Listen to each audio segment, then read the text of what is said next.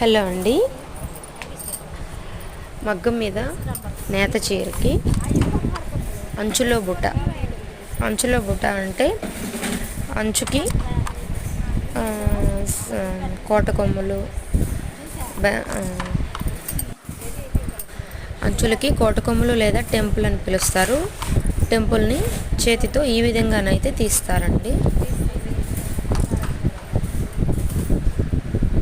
ఇదే విధంగా రెండు వైపులా చేతితో మనం టెంపుల్ బార్డర్ని తీస్తాము. మీరు చూస్తున్నారు కదండి, ఇది మగ్గం ఈ విధంగా ఉంటుందండి, చేనేత మగ్గం.